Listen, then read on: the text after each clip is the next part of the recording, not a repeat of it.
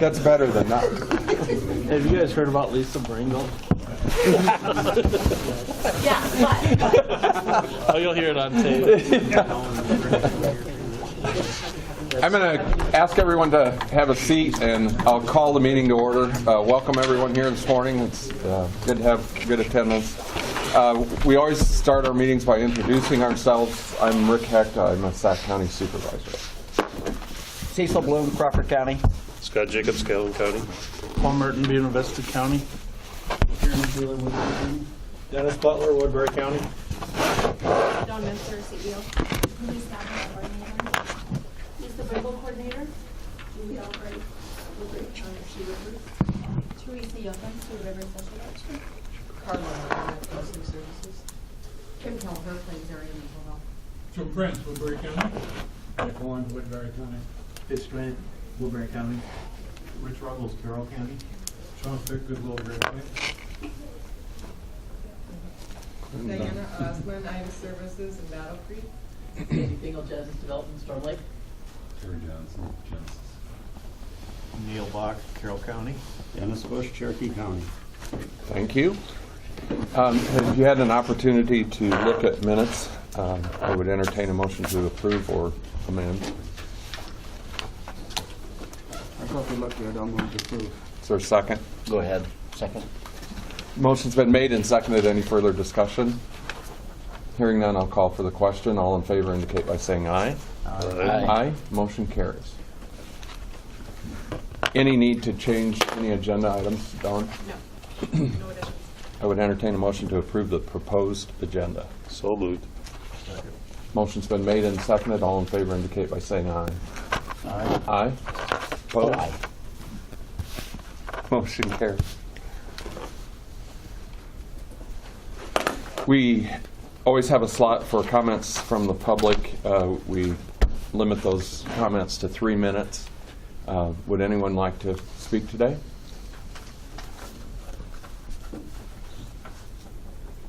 Seeing no one, we will move on. Number six, unfinished business. Woodbury County non-core funding request proposals discussion. Don, I'll let you lead that. Okay. I just wanted to put this on the agenda so that you probably had more time to consider the request that was made by the provider from the meeting last month. I really don't have any specific agenda, other than I wanted this to be an open discussion that the board, of the board to ask any questions. I didn't know, I'm pleased to see that we all have writers in the room so that you can ask questions. I just wanted it as a follow-up. The one thing that I can mention to you is that I am meeting with Patty and Teresa from Woodbury County next Wednesday, and Jeremy and Dennis will be there as well, and we're going to go over the Woodbury County budget that was put together last spring for the exemption that they were applying for to stand alone for a year, and just really kind of work through that and make sure that everything that's contained within there is going to be affordable for Rolling Hills, and see if there's cuts that I need to be aware of that were put into that budget. I just want it to be very transparent.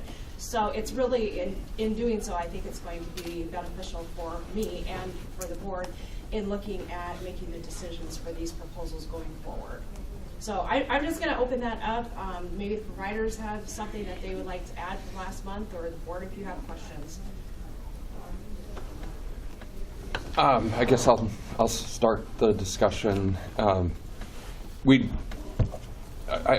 think I've been pretty forward about my concern about our charge for serving adults versus juveniles. I mean, that has been a big thing for me right from the start. Now the water has been muddied with the fact that the state is gonna push us. And I read the document about the state recommendation or the state work group. Boy, that really concerned me in spots about the bureaucracy that looks like they're going to try and start with the consideration of having two boards, two governance boards, one CEO, and then the fact that they really weren't transparent about how all those things were going to be paid for. with that being said, I'm really struggling with it now because I really don't feel like we should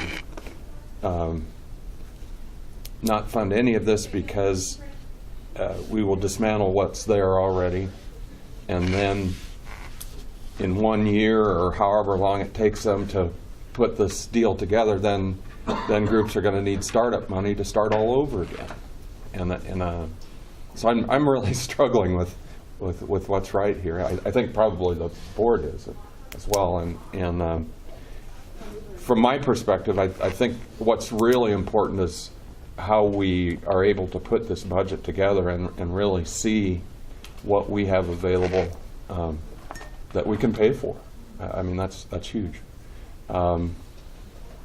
I've felt also from the start, and indicated this in one of our first meetings, as far as this, some of the direct school things, I really feel like the state and AEA ought to help with that. I don't think that should be a burden put on the region. I really feel like that's the state ought to participate in funding, especially directly to those schools. So those are the kinds of things that I've been struggling with and trying to figure out what's right, and I don't think I'm there yet. I think it will be important to see what we really can afford and try and figure it out from there. So that's my spiel. I would open the floor to the board for discussion. I got 4 quick points. A couple mirror your concerns, Rick. I guess I'm concerned that we can treat the other 7 counties and any future requests that may come to this board in the same light that we are given the consideration to Woodbury County. And I really believe that that's going to be difficult. And if we don't, I think it's unfair. And that's my first concern. The second concern I have is that going through the presentation during the last meeting, I found it hard to flesh out what might be duplication of services. I think some of the requests, I think they were going down the same road. Right. And I think that's, why should we fund duplicate requests for the same service? Third thing, I think, is that our initial mission was to serve adult mental health needs. And I think and of course that could be changed with action by the state, but I think we're straying from that, and I think that concerns me for a lot of reasons. And the fourth, I guess, is like Rick said, I have a concern that the finances will not match up. That's my 4 concerns. Anyone else? I was say I agree with you on like your number 2 there, Cecil, about I do think that it has to be broke out, because I know that we had 2 groups also going through the school when the school put in their proposal. It'd be nice to make sure that they were broke out, so like you say, we're not duplicating funds. But then I also kind of agree with Rick a little bit too, that I hate to drop some of these programs, especially if they're going to start having to fund it down the road again. Some of this school stuff like the Sanford Center, hate to see you guys drop down and then have to start up again in another year. And I kind of almost feel that we have to look at maybe trying to help you bridge over to that point, I think myself. And I do apologize. I told you I want to get over there. I still want to see the center. I said, harvest took a lot longer, so I will try to get over there within the next couple weeks to see that before we have our vote on this. So. They're actually, if I could just interject, they're having a meeting next Thursday afternoon, if that's a possibility for any of you. I'm kind of deviating off the topic a little bit, but Dick Owens is sponsoring a meeting. I can send you the information if I didn't already, in regards to the children's system, and it's at the center. So if you're interested, I'm going to that, so you could certainly join me. So I know I'd like to go to that, but I'd also like to see the Scheffler Hall. Is that right? So, and some of these other ones that they had in there too. So Just let me know, and I can make those arrangements. Yep. Paul? Well, taken from the last meeting, the concern I had, or may have, and I think it was brought up a little bit at that meeting, is there anybody from the school district itself here? No. Okay. Well, I think in the proposal they gave us, they talked about they were requesting some funding, and then they would put out RFPs.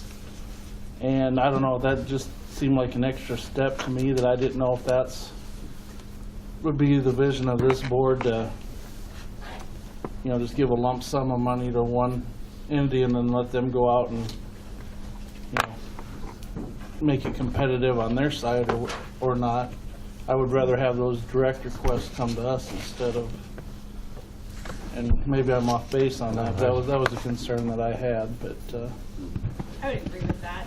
I think that as far as accountability is concerned, if we're going to fund these, I would rather fund it directly to the provider. I don't think that we need to have a fiscal agent for this. It can be something that is reported quarterly to us as far as outcomes versus involving a third party. Dennis or Neil, you have comments? Well, I'm mostly concerned about duplication of services amongst these. Another thing that concerns me is working as a region, which has been addressed. I know, for example, LSI, Lutheran Services of Iowa, gives children's in-school through mental health through different source of funding in some of our counties. And they're asking for a separate funding here, so it'll be different funding. I'm also concerned about the Children's State Board strategic plan. There's some money coming with that, and I don't know whether it's a good idea to fund things that will be now that will or would have been funded by the Children's System Strategic Board state plan or not. They could be premature in making any approvals at this time. Could I piggyback on that a second? Yeah.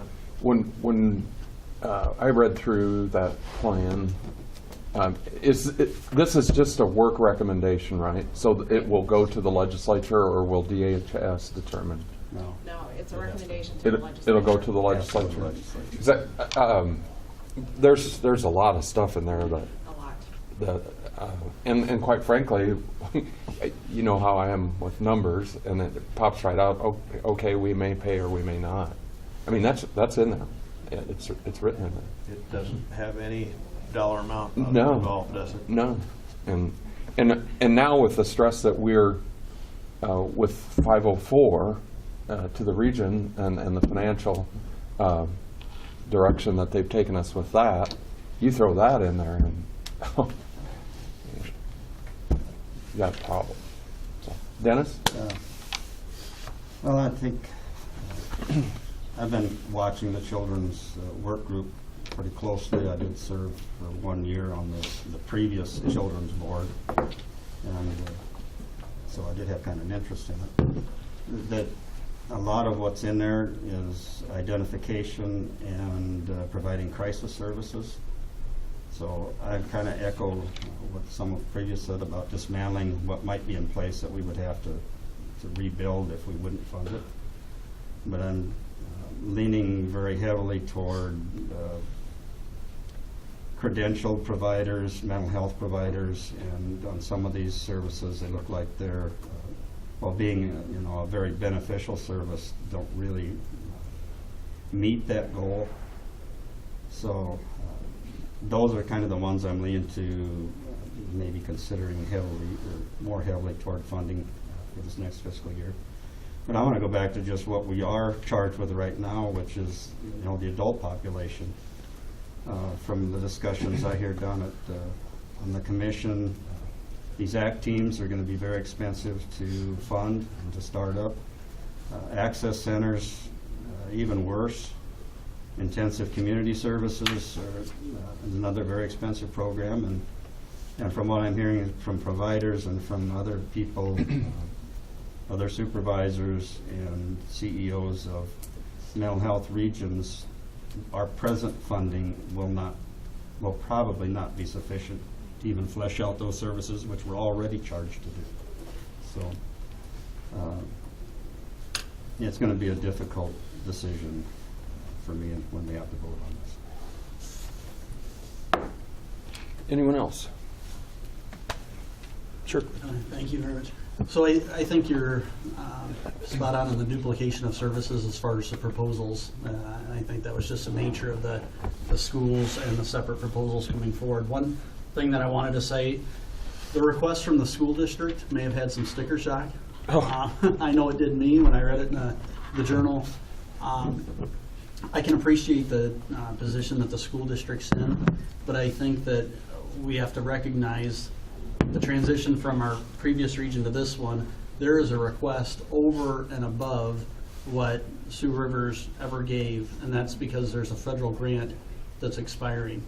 I don't want to necessarily be seen to advocate against the position of the district, but as a county, we don't backfill federal grants. I don't think probably in your counties that you do either. And so I think that $777,000 request, that's so much more than was ever historically given, we wouldn't do that as a county. We wouldn't backfill those particular dollars. So I just make that point. And I think that needs to be sort of segregated out in the request.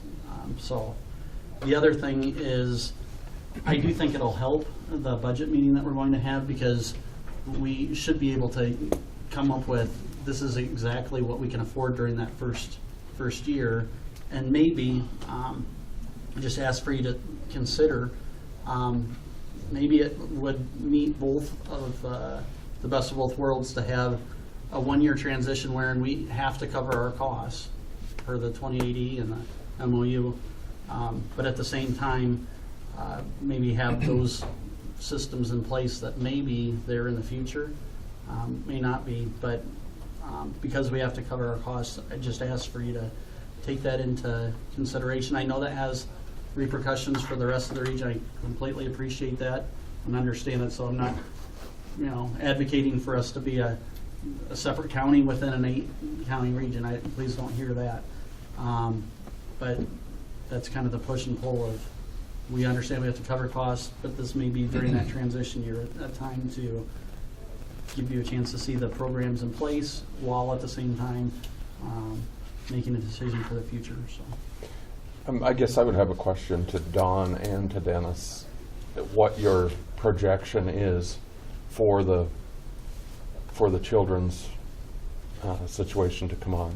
Do you think that will be done this next session, or is it further down the road? I think it'll be this next session. Do you? I really do.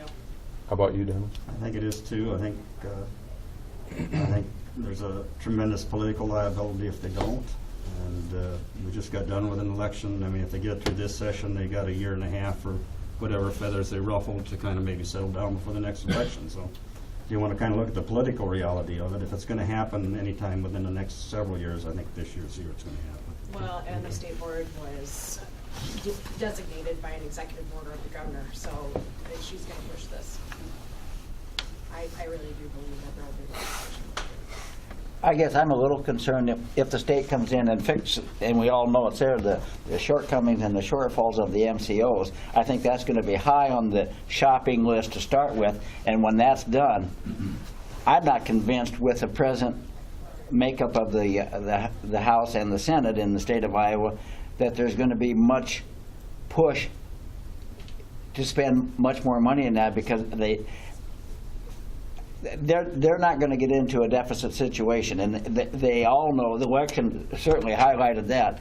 The MCO difficulties are going to take front and center, and what's left after that may or may not be enough money to do anything worthwhile.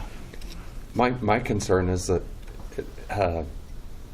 the focus on the idea that there may not be money available from the state doesn't still change the idea that they won't force it on to the regions anyway. That by that state board report, that really concerned me. You're going to take the responsibility whether there's financial ability there or not. Am I wrong? You're correct. So I agree with what you said, but at the same time, I think Dennis makes a good point in that they did 504 this past year, and my personal belief is that they will move this forward this coming year, and with or without funds to do. So that's one person's opinion. That's what it's worth, but that's where I'm thinking it's going. Anybody else?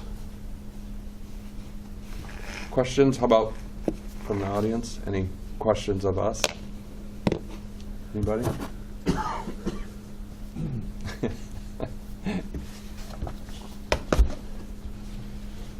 Okay, next bullet point is Woodbury County Transition Plan discussion.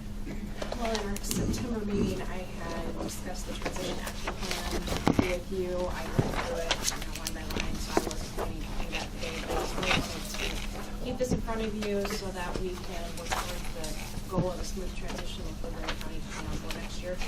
Do you all have a copy? I brought copies. I did make copies previously, so I didn't include them in the packet, but if you want to refer to, I did make some. If I need one, What's it look like? the transition plan.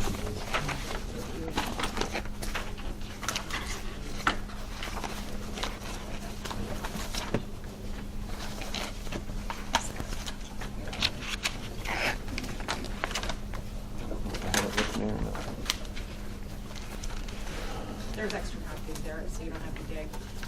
I just wanted to circle back and talk about the timeline involved in some of these things. There, maybe. On the first Is there enough there? sheet, Maybe there is. we were going to make the non-core funding request by December 15th, and I think we need a little extra time as we get into a preliminary budget review that includes Woodbury County. And so I think we need to extend that date to December 31st. I think it's, in all fairness to the providers that have come and made this request, they're going into their own budgets. I think we need to have that decision made by the end of the year. And then one of the things that I found out yesterday, which was a surprise to me, Rick is aware of this, and I did speak with Jeremy then yesterday afternoon. I got a call from Aaron Haberding, who works for Sioux County, and he mentioned to me that in order for a county that is joining a region to certify their levy at a higher amount than what their current per capita is, they have to have a signed verification that they are part of that region. And what the Department of Management is considering a signed verification is a signed 28E agreement. So when I found that out, I called Julie Jetter with DHS, and she thought I should be aware of that. And I said, no, I've never been told that. She said, well, it's always been that way because that's the way it was when Greene County joined CICS. Well, I was never told that, so it's the first I'd heard of it yesterday. So I'm letting you know that they're recommending that our 2080 with Woodbury County be signed before the end of January, so that this budget for Woodbury could be certified at a higher amount to cover their costs. Otherwise, they are locked in at their 3049 with Sioux Rivers through their budget process. So, I want to mention that, and I know that was quite shocking to me, so I'm going to give you some time to think about that, because we're going to be basically signing a 2080 prior to getting through our entire budget and moving through all the steps that we need in our MOU. So I don't know if there's a possibility that we could put some stipulation in our 2080 for a joining county to meet the terms and provisions.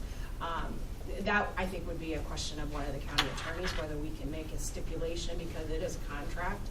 And I'm not sure legally if we could do that, but it's something that we probably need to look at with either Roger Saylor or Dave Patton. So, Don, with that 2080, you say by January 31st it has to be signed?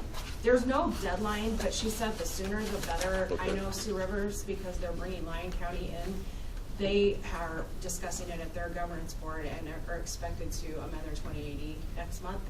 And so Julia just recommended sometime in December, at the latest probably January, because of the budget certification deadline. Because we'll have to pass it as a board and then take it to each of our boards, county boards. Right, and I think that there's also an opportunity, if we're going to be re-signing our 2080 agreement, I think we need to go back through that document and see if everything is still applicable. In the section 7.1 on finances, there is a statement about equal per capita contribution per county needs to be contributed. And back in early January, I sent our 2080 to Dave Patton and Roger Saylor, who got back to me and said that there is nothing that would prohibit a county that's joining a region from contributing a higher per capita for year one because they're not part of that region yet, but going forward in subsequent years, they would have to be on equal footing with the rest of the counties. But I think we should clarify that so that it's very clear that we're going to allow a county to levy higher and contribute higher per capita in year one. So that's the one thing that stands out in my mind. I think if we're going to open it up for, revisit it, we probably need to take care of it. If we sign that 28E agreement December or January, basically, we are accepting Woodbury unconditionally. I have a difficulty with that. I know you would. Have you checked, or are you going to check with legal counsel to see if we can have stipulations on the 28E agreement? I will check on that, yes, with legal counsel. Because maybe, Cecil, we could have this 28E is approved, provided these stipulations are met, and it would be the stipulations we had when we allowed, when this board, The MOU. but this board allowed Woodbury to enter our region. Well, it just feels like what we agreed, what we discussed last summer for numerous times, the product that we're getting now is vastly different. And I guess signing the 28E early is one more step in a direction that I think is wrong for the region. Because we had some conditions. Yeah. And if we sign it early, we're waiving all those conditions. No, when I say stipulations, I mean those conditions must be met over this, for this 28E to be okay. I don't know if we can do that legally or not, and that's what I want Don to check out. So to be the devil's advocate, if our legal counsel says, no, we can't put any stipulations in there, Then we have a problem. But you do have your member withdrawal, the removal. You have all of that contained within the 2080 that you could exercise if they don't need it. Yeah, I don't know what That should be part of your questioning to our legal counsel. Yeah. And my first indication would be that I think you can, because it is a contract, so you can meet conditions of a contract. But that I'm not an attorney, so that needs to go to them to figure out. But those are all legitimate questions that should be answered. Go ahead. What I'd ask you to do is ask our legal counsel if we can have stipulations or what our options are if we need to sign Absolutely. this. And then your ability to exercise the exit as well. Right.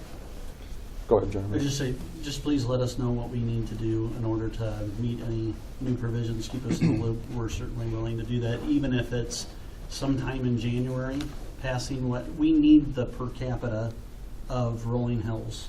And so if we're capped at 3049, that makes it prohibitive. So it's sort of a little bit of a catch-22 for us, because we can't use the previous region's per capita max. We need Rolling Hills. And so that's, but if there's something that we can do, whether it's a stipulation, a provision, or passing that budget, I know it's not certified till later, but we will do what we need to do to give every assurance or to make full on our promise.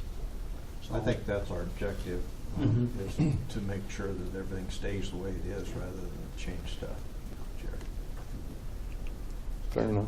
are you confident that going into year 2, that you won't have any levy difficulties? I'm confident. I mean, especially if we can demonstrate that we're going to meet our full budget expenses during this first year plus $1 million. And then in year 2, I'm confident that that will have settled that issue, because we'll never be in a situation where, I don't think, where we need to levy at that plus $1 million on top of that. I think that would demonstrate that we're fully healthy and able to do so. Anybody else? Okay, Don, I think you have those written down as I to have it, questions yeah. that we would So, have. unless there's other questions about that. Go I'm just ahead. going to go back to the transition plan and just remind you of the options that I put before you. And I think through the discussion that we had at the September meeting, it sounded like the majority of the board was leaning towards option 3 with maybe a blending of proposal 1 or 2. The first one was to hire a consultant to assist us with the core service development. And then maybe that person could evolve into some type of supervisory capacity in Woodbury County by the time Woodbury County joins us. Option 2 was to resume a regional coalition meeting as an avenue to assess and determine core service development in lieu of a consultant for our advisory board. And just an update on that, our advisory board, when we met last, we had decided that we were going to have the advisory board be the board that is going to designate task forces to look at all the core services that we have in front of us. So that's an avenue versus our coalition. And then at some point, hiring a supervisor later. I had the date of April 30th, but of course that was fluid. And then the option 3 was to continue to have me and lieu of a consultant and site supervisor to handle the core service development, as well as determining staff needs for the Woodbury County office and hiring those staff in training, and going forward, looking at a smooth transition and managing it all. So those are your options. Don't know if you have any questions, but that's kind of where I'm at right now. I'm comfortable with option 3 if that's what you would like to see, but obviously you need to understand that Woodbury County, the next 6 months is going to be a priority. And yes, we will continue to work on core service development, but I just want you to understand that it's probably going to be, DHS would not like to hear me say that it would not be as the high priority of a smooth transition as bringing in Woodbury County, but that's the reality. So. I'd open the floor to questions or discussion about our 3-option plan here.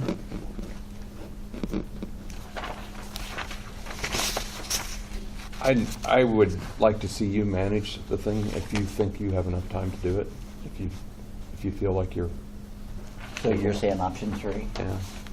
If you feel like you're able to do it, I think it's important in the transition that we do have a smooth transition, and that you're able to provide the time to make that happen. And I think I'm hopeful that the group knows that you have a limited amount of time, and that this is kind of a big deal right now. And I'd ask others for discussion. Go ahead, Dan. I guess I'm going to agree with you, Rick, on that, and maybe reevaluate again in 6 months and kind of see where we are. And if it looks like we're falling behind too badly, then we'll go back and reevaluate it.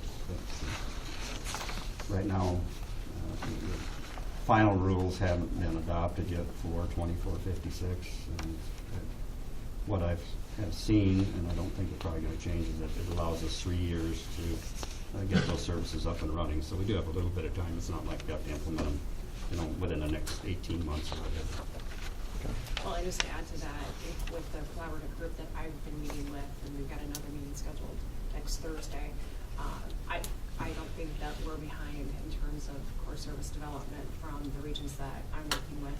I think we're all just very hesitant to move forward, not knowing if there's going to be a guaranteed stable funding source after we invest in the development of these services. So we have conversations about prioritization of our needs.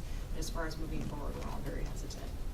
And I think that's really a good way to look at it, because I think it's been important to us since the origination of this group that we identify and prioritize and then be able to sustain.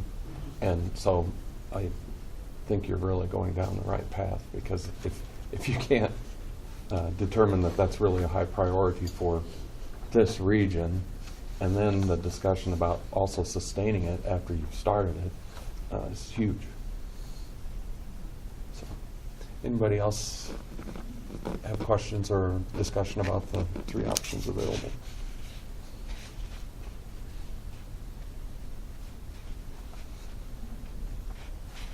Well, there is, on the practical side, I'm in favor of option 3. I guess it would be the least squeeze, I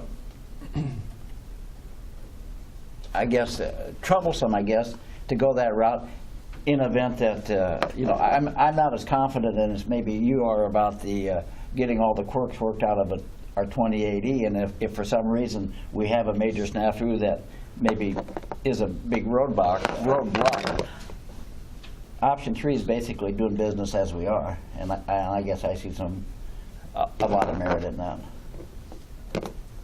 Scott or Paul?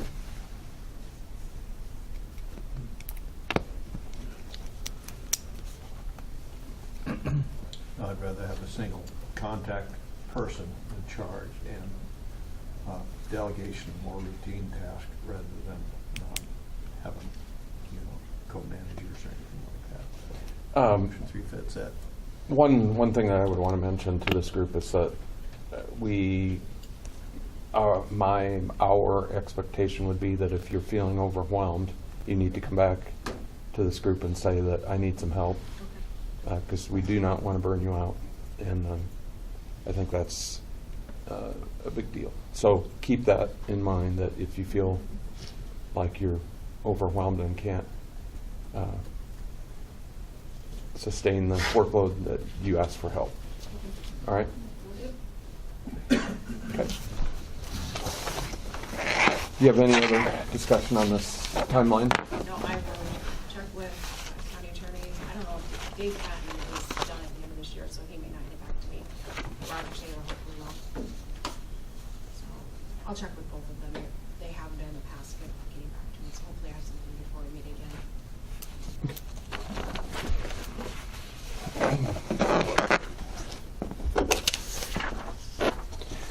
New business. Councilman Pitzier engagement letter for audit for 2018. I received a proposal and engagement letter from Councilman Pitzier. I had requested Tammy to just go ahead and send that my way because we've been satisfied with the audits that they've done for the region in the past. I think she does a fine job. She does. She really understands the system. For being from an accounting standpoint, whenever I meet with Tammy, she has questions about services and how they work and who's responsible for funding, so she does more than just audits. So I've been very pleased with her. They're estimating that their fee for the fiscal year 18 audit would not exceed $4,000. And I sent you a copy of the engagement letter. I don't know if you have any questions, but it just needs to be signed by Rick, so we need action on that. Okay. What was the actual cost for the last audit they did for us? I can't tell you the exact figure, but it was around $5,000. So predicting less. Yes, it's actually gone down every year because they've got everything so much more organized than when they started. I think the first proposal that she gave to us was between $7,000 and $8,000, and now she's down to $4,000. It doesn't take them near as long. She's learning the Yeah. system, and I think she had some concern on the first offer that she didn't know for sure what she was getting into. But they're very good, and she's very thorough. And I would really recommend that you continue to work with her. I know she works for Calhoun County too, but did she ever put out an offer for like 3 years, so we don't do this every year? That's what we're doing as well. No, she's given me a one-year proposal, and she asked me that, but I said, let's do 1 year because we're bringing in Woodbury County, Oh. and then Yeah. we can look at the audit for the following year, including Woodbury, because maybe that's going to change for her. Yeah, good, that makes sense. Makes good sense. Okay, I would entertain a motion to approve the arrangement with Huntsman Pitzier. I'll move to approve the Huntsman-Pitzier agreement. Is there a second? I'll second that. Motion's been made and seconded. Any further discussion?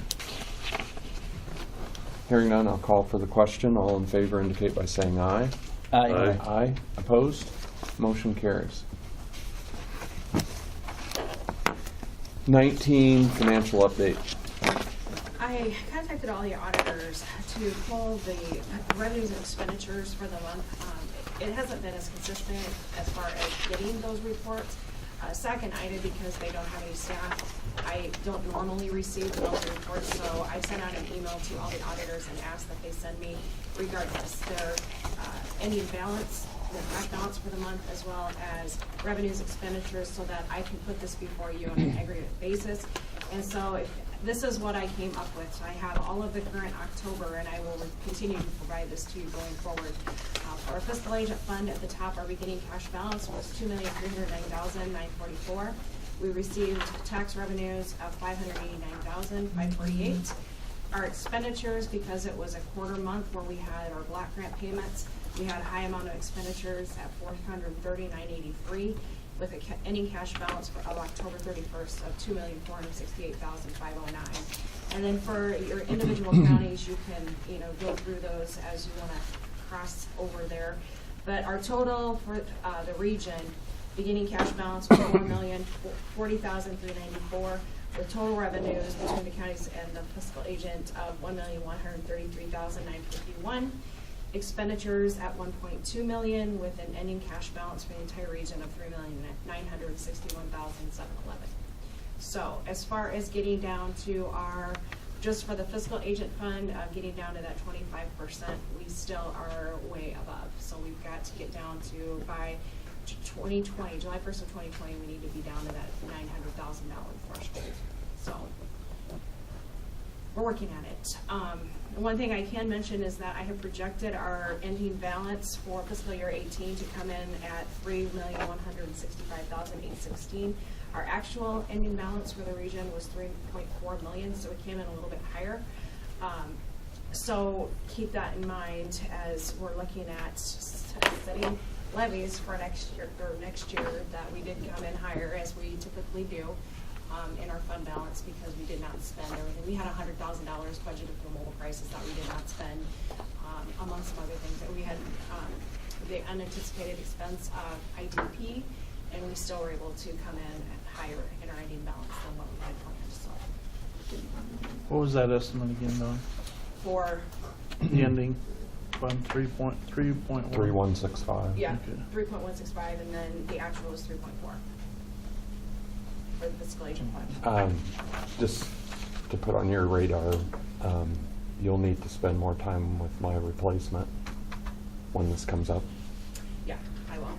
And I'm planning, I had mentioned to Rick that the 2 new SAC supervisors, and there's a new supervisor in BB. Is there any other new supervisor? Crawford has one. I'd like to pull a meeting of the new supervisors together sometime in December and have just a discussion about regionalization of mental health 101, because it's a huge learning curve for any new supervisor coming on board. So I'm going to try to get that scheduled sometime mid-December. And for those of you that have new representatives on your board, you're more than willing to come to that meeting. I'll make sure you know about it. I think you could maybe open it up to all supervisors, because I know on my board, there's very few of them that really understand what's going on. Good point. Be better off to have it in January than in December, so that the supervisors are actually in place. It could be. I'd like for SAC Rick to be involved because we've got a 3-member board and 2 new ones coming on, and he, I think, would feel more comfortable if we did it in December when he's still a supervisor. Yeah, so mid-December, and Whatever works, Don. They are appointed and have been elected, so I can come as a taxpayer, or I can come as a sitting. It doesn't matter. Whatever works out for you.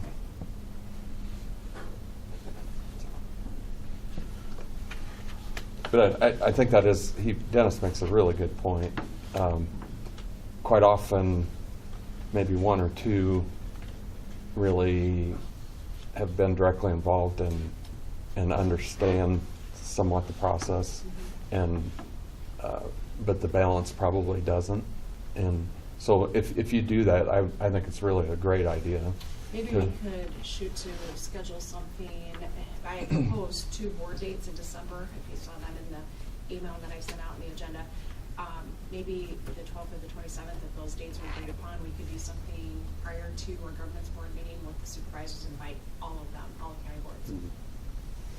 I think it's a great idea too, because I've asked a couple of other ones if I thought I couldn't make a meeting, if they'd come. They said, I don't know anything about it. I'd just be a body sitting there. So it'd be good for them to hear what's going on. At least they're Or learn, honest. yeah. Yeah, no, I will try to get something scheduled, depending on what dates we decide on for governance board next month. Okay, thank you. Just make sure it's not 3.5 hours long, like the last time I brought one. Well, you won't be here anyway. Next bullet point is Children's Mental Health State Board Final Strategic Plan Draft, and we've talked about We that a already little kind of bit. talked about that. You know, I think we covered it. It's really focused on mental health screening and early identification, prevention, and treatment for kids. And with state and regional governance, my concern with this is that it really appears to me that they siloed the children and adult system. And I really think that there is a better way to do that. As you mentioned, the two boards, I think that makes it very complicated, and I think when we have our forum today, we need to touch on that with our legislators, that if there's anything that they can do to bring that together and make it more cohesive with some funding.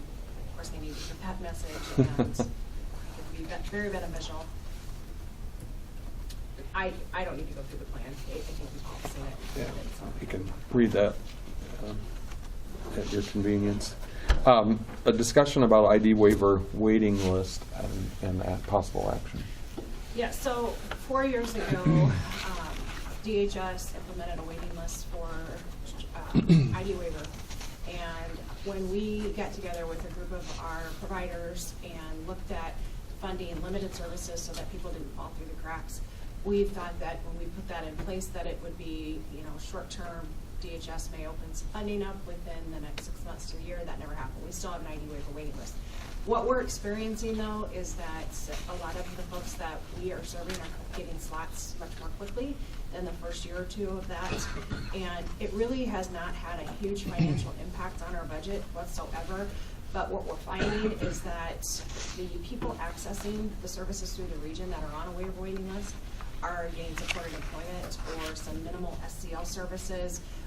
It hasn't been anything that if they didn't have access to those services that their lives would be disrupted.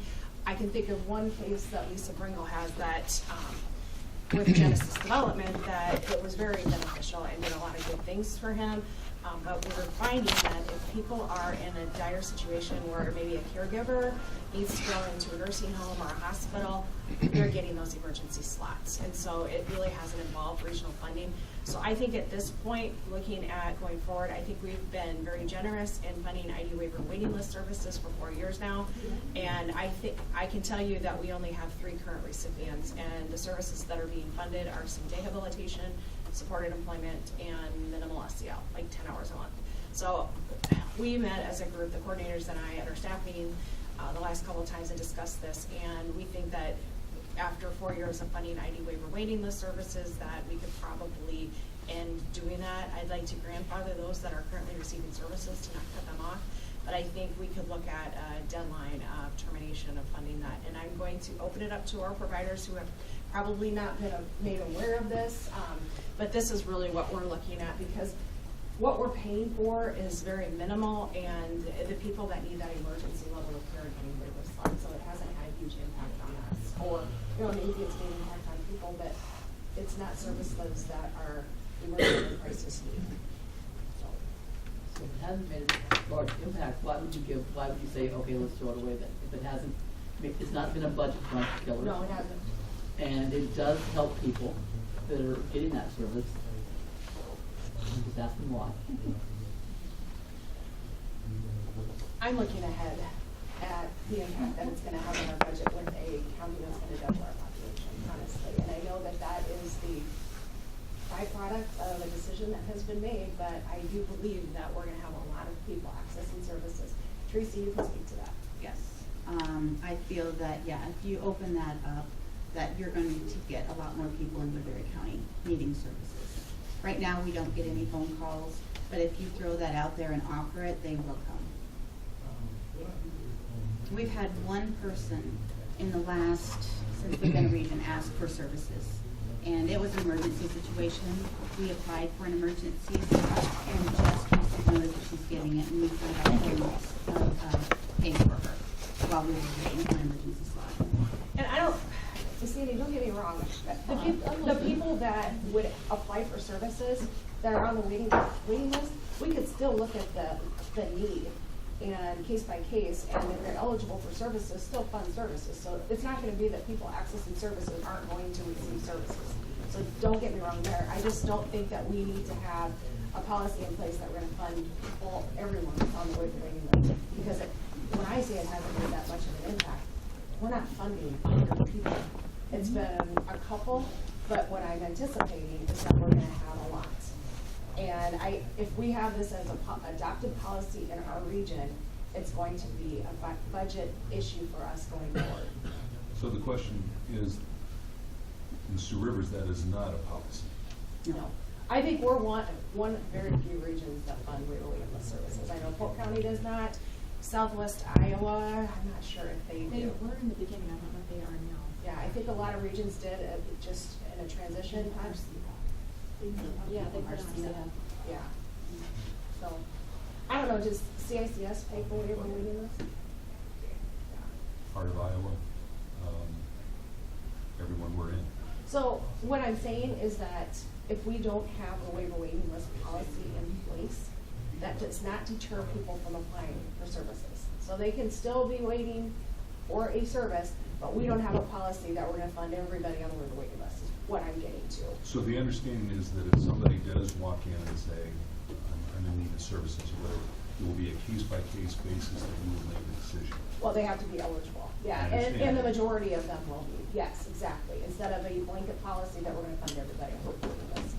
And what I'm saying, Terry, too, is that it hasn't been my experience that we've had an influx of people. I think that's what we were anticipating when we did this 4 years ago, that we were gonna have hundreds of people going without services, and that has not been the reality.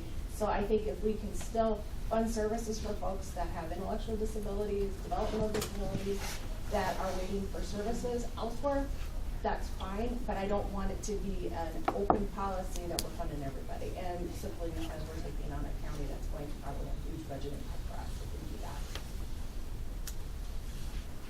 And the ones that are being served right now will grandfather in. Continue to provide, yes. And if you recall back when we started that waiver waiting list policy, it was intended to be for 3 months. We're gonna fund 3 months of services, and some of these folks, we just continue to every 3 months authorize and authorize, which is fine, but, you know, we're not following that. I just think that it really sets us up for some risk if we do continue that. Okay, I would open up the floor for discussion and determine what we want to do there.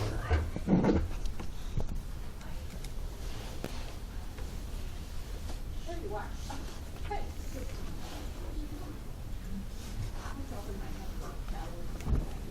Don't everybody speak at once. Well, I think it has merit. I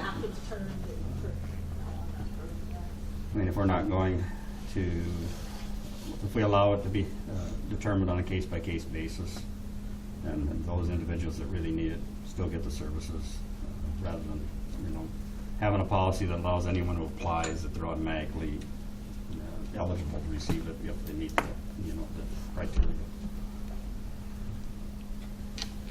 But I do think that was our intent back when, to phase it out, why we put that on there, and that we weren't gonna be the backup for the, I voiced state. my concern about the fact that if it was provided, that waiver list wouldn't be, there was no urgency to make more slots or make slots available, that if we were currently taking care of them, that there was no initiative for the state to step up.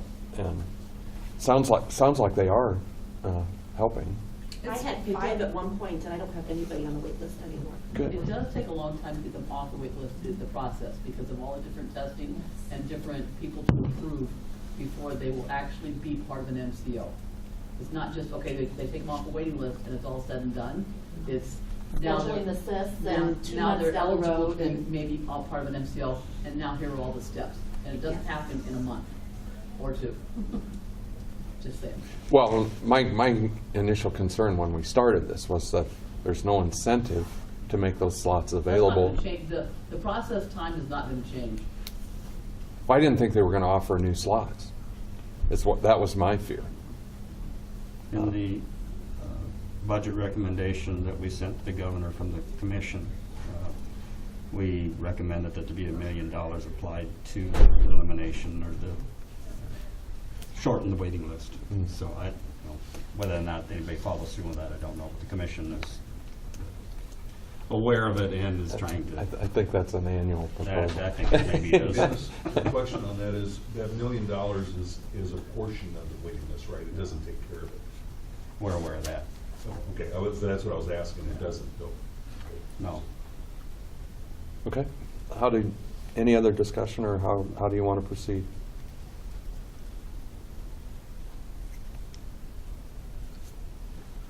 I guess if the case by case is working, I guess we should probably continue it.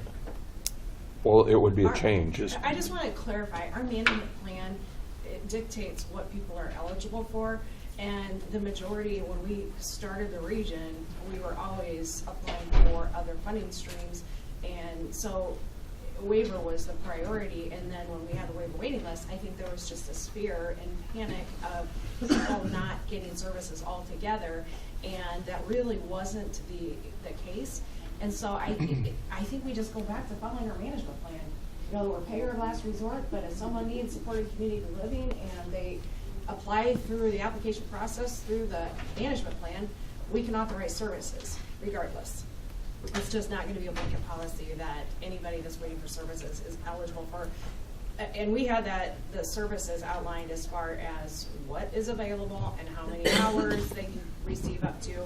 And so it's looking more on individual need versus just a blanket policy.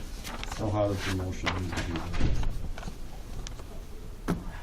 to change Well, if you from wanna- where we are now to what? If you we want to intend be? continue as we're going, or if you want to go back to, that we won't. Discontinue the Yeah, we'll blanket just- policy, right. and it would be determined on a case-by-case basis by the administration. Well, and I don't even think it needs to be a case-by-case basis. I think it just needs to be termination of waiver waiting list policy, and services will be subject to approval according to the management plan provisions. Somebody get that? Louise has it. I move to do what she said. Is there a second? I was second. Okay, Paul's made the second. Any further discussion? Is this a path that will be workable in our new region? Yes. Okay, I mean, you're going back to the management plan. okay. Okay, any other discussion? Hearing none, I'm going to call for the question. All in favor indicate by saying aye. Aye. Opposed? Motion carries. We're down to the end of the list here. The following being scheduled next meeting, proposed 12/12 of 18 for preliminary budget review, and then 12/27 for decisions on items of 6A, which were all the requests for funding. And Appreciation coffee for it, Kat, to follow. so, Do you have the time? turning me loose. Do you have the time? I just was proposing these. I didn't know how you were all going to feel about meeting twice in December, but I really think to have a preliminary budget review plus decisions on the proposals all in one meeting is a lot to tackle. So that's why I thought we should split it up in December, and then the December meeting, the last one, we could have our appreciation topic for Rick. That's what the gals and I are planning. Thank you very much. When are you meeting with the budget We're meeting next Wednesday morning. next Wednesday? I would appreciate the budget review with an opportunity to look and discuss before you have to determine. Because that's huge, I think. We need to see what those actual numbers are precisely, and then determine what we can afford and move forward. And I think, Kim, are you planning to make a proposal on a crisis at the December meeting? I just got it this morning. Okay. So will it be ready in time for the December meeting? Okay. Is that a Wednesday? I think the 12th is a Wednesday, and then the 27th is a Thursday, and the only reason I did that is because it's the day after Wednesday, the 26th. I didn't think you'd want to meet the date right after Christmas. Be an afternoon It doesn't meeting. matter to me, but Mornings or afternoons? Wednesday, the 12th, and then I'm wide open, so whatever works for you guys. What do you guys want to do? Morning of the 27th, I think. How about afternoon? Afternoon, I'm open. On which day? 27th. Afternoon? How about, anybody have conflicts or discussion about on the 12th? Whether it be morning or afternoon, or just make them both afternoon so they're consistent? Or Dawn, there is an ISTART meeting here in Sac City on the 12th in the afternoon. Here in this. I'm gonna guess so, maybe. That's where they've always had it. Well, no, they've had it at the library too, so. That was a webinar, but they're gonna actually be in Sac City, So we do the morning on the 12th then, and the afternoon on the 27th? Sure. Is that acceptable? At what time, Don? 9 or 10. it doesn't matter. 9 a.m.? Is that putting stress on you guys to get Cora over here? Anybody that might come from Sioux City? Okay. And then the 27th, why don't we do a 1 o'clock? That way we can do appreciation coffee to follow like at 3.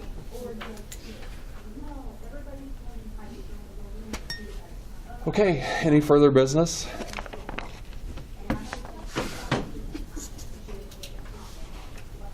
Hearing none, I would entertain a motion to adjourn. Second. Motion's been made and seconded. All in favor indicate by saying aye. Aye. Motion carries. We're adjourned. Thanks, everyone.